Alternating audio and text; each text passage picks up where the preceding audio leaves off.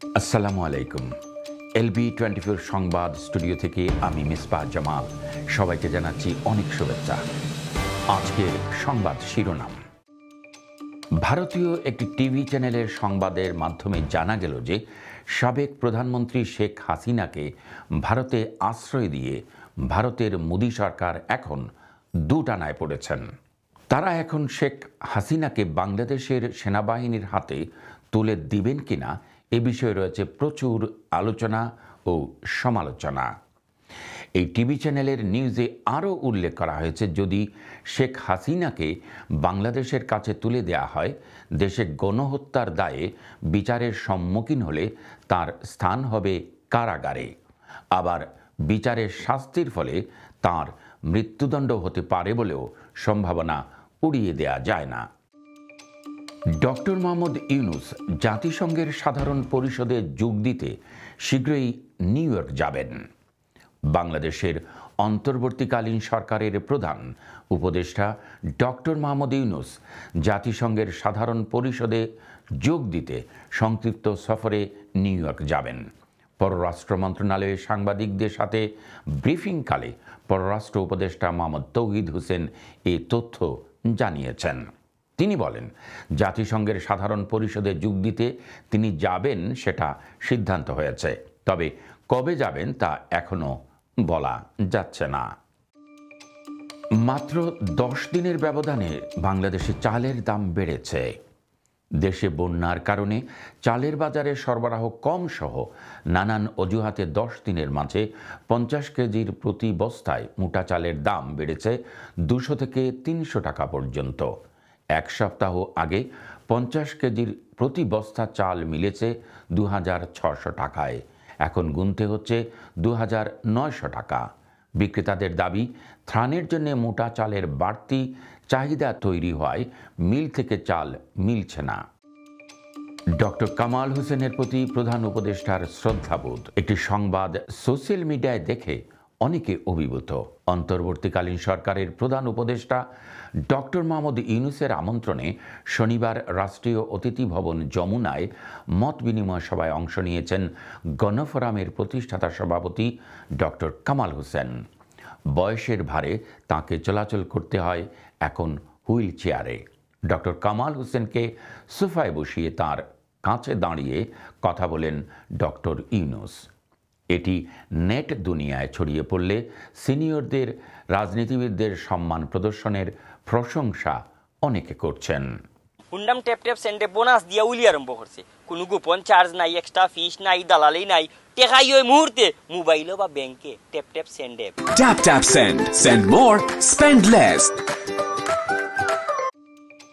কেউ পরপর দুবারের বেশি প্রধানমন্ত্রী থাকতে পারবেন না বলেছেন তারেক রহমান।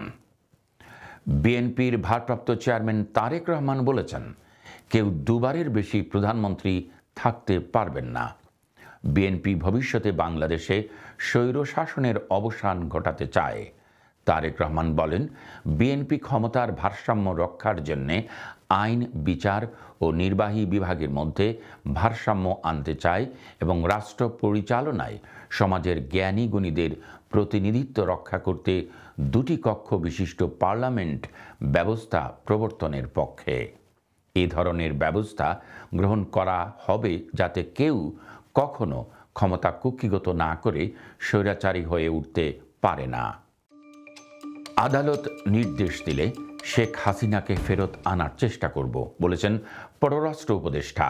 ছাত্র জনতার অভ্যুত্থানের পর সাবেক প্রধানমন্ত্রী ভারতে পালিয়ে গেছেন। পররাষ্ট্র উপদেষ্টা মোহাম্মদ তৌহিদ হোসেন বলেছেন, আদালত নির্দেশ দিলে তাকে ভারত থেকে ফেরত আনার চেষ্টা করা হবে। পররাষ্ট্র মন্ত্রণালয়ে সাংবাদিকদের সঙ্গে আলাপকালে এক প্রশ্নের জবাবে তিনি এ কথা বলেন। বাংলাদেশ আওয়ামী লীগের নিবন্ধন বাতিল চেয়ে করা রিট বাংলাদেশ হাইকোর্ট সরাসরি খারিজ করে দিয়েছেন। প্রবাসী আয় বেড়েছে 39%, দ্রব্যমূল্য কমবে আর রিজার্ভ নামবে না জানালেন বাংলাদেশ ব্যাংকের গভর্নর। দেশে গত আগস্ট মাসে প্রবাসী আয় বা রেমিটেন্স বেড়েছে 222 কোটি মার্কিন ডলার, বা দেশীয় মুদ্রায় যার পরিমাণ হবে প্রায় 26,656 কোটি টাকা। একটি তথ্যে জানিয়েছেন বাংলাদেশ ব্যাংকের governor doctor Ahsan H Mansur. বাংলাদেশের নতুন পররাষ্ট্র সচিব হচ্ছেন চীনে বাংলাদেশের রাষ্ট্রদূত মোহাম্মদ জসিমউদ্দিন। সবকিছু ঠিক থাকলে আগামী 9 সেপ্টেম্বর থেকে দায়িত্ব নিতে পারেন বলে জানা গেছে। এর আগে পররাষ্ট্র সচিব হিসেবে মাসুদ বিন মোমেনের চুক্তিভিত্তিক নিয়োগ বাতিলের সিদ্ধান্ত নেয় অন্তর্বর্তীকালীন সরকার। যুক্তরাজ্যে চাইল্ড বেনিফিট সুবিধা বন্ধ হওয়ার আলটিমেটাম 31শে আগস্ট পর্যন্ত ছিল। একটি সংবাদে জানা গেছে যুক্তরাজ্যে HMRC এর সংক্রান্ত তথ্যে জানানো হলো যে পরিবারে বাচ্চাদের বয়সসীমা 16 থেকে 19 বছর, আর তারা যদি GCSE রেজাল্টের পরপর ফুল টাইম স্টুডেন্ট না থাকে তাহলে তাদের চাইল্ড বেনিফিট বন্ধ হয়ে যাবে। দেশে অবৈধ অস্ত্র উদ্ধারের সময়সীমা শেষ হয়েছে এবং অবৈধ অস্ত্র উদ্ধারে যৌথ বাহিনী অভিযান শুরু করতে যাচ্ছে। বুধবার থেকে এই অভিযান পরিচালনা করা হবে বলে জানিয়েছেন স্বরাষ্ট্র উপদেষ্টা লেফটেন্যান্ট জেনারেল অবসরপ্রাপ্ত জাহাঙ্গীর আলম চৌধুরী। সোনালী সুপারমার্কেট, আমার প্রিয় সুপারমার্কেট। সোনালী সুপারমার্কেট, ওল্ডহাম ও বার্মিংহাম। আজ পদত্যাগ করলেন জাতীয় সংসদের স্পিকার ডক্টর শিরিন শারমিন চৌধুরী। তাই এতে সাংবিধানিক সংকট মোকাবেলায় পড়ল বলে অনেকে ধারণা করছেন। এই সেপ্টেম্বর মাসেই আবারও বন্যা ও তীব্র গরম পড়বে। দেশে বন্যা থেকে যেন মুক্তিই মিলছে না। জুন মাস থেকে শুরু হওয়া বন্যা আগস্ট মাসে ভয়ঙ্কর রূপ নেয়।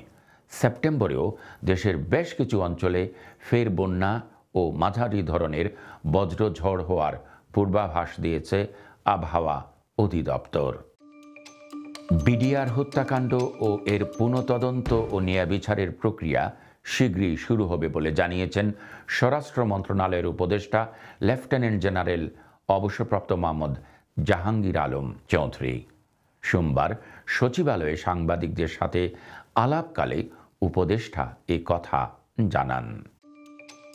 সাবেক মন্ত্রী ও জাতীয় পার্টি চেয়ারম্যান আনোয়ার হোসেন মঞ্জুকে গ্রেফতার করেছে ঢাকা মহানগর পুলিশ গোয়েন্দা বিভাগ। সোমবার বিকেলে রাজধানীর ধানমন্ডির এলাকা থেকে গ্রেফতার করা হয়েছে।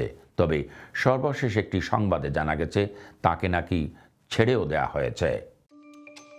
বিএনপি নেতা সালাউদ্দিন ও খোকনকে সকুজ করা হয়েছে। দলীয় শৃঙ্খলা ভঙ্গের কারণে বিএনপি সর্বোচ্চ নীতি নির্ধারণী ফোরাম জাতীয় স্থায়ী কমিটির সদস্য সালাউদ্দিন আহমেদ এবং যুগ্ম মহাসচিব খায়রুল কবির খোকনকে কারণ দর্শানো নোটিশ দিয়েছে বিএনপি। সোমবার বিকেলে এই দুই নেতার বাসায় কারণ দর্শানোর নোটিশ পৌঁছানো হয়। জামাতের সাথে খুব ভালো সম্পর্কের কথা জানালেন চীনা রাষ্ট্রদূত। ঢাকায় নিযুক্ত চীনা রাষ্ট্রদূত ইয়াও ওয়েন বলেছেন, জামাতের সঙ্গে আমাদের দূতাবাসের খুব ভালো সম্পর্ক ছিল। গত 14 বছরে সেটা অনেক ক্ষতিগ্রস্ত হয়ে পড়েছিল। আমরা আমাদের সম্পর্কের উন্নয়ন ও যোগাযোগ বাড়িয়েছি।